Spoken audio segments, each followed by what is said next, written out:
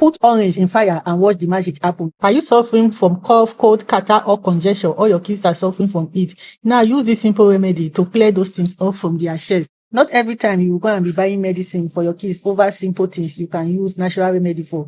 If you are a mom, your kid is not able to poop, maybe because you change their food or anything and they are having difficulty with stooling, you can also use this remedy for. It's just 2 ingredients, orange and sugar. Then you eat it up. Follow the process in the video to achieve the results. Give them to drink directly in a cup if they are older. While for a baby, just put it in the feeder so that they can drink it. Wow, this is so good.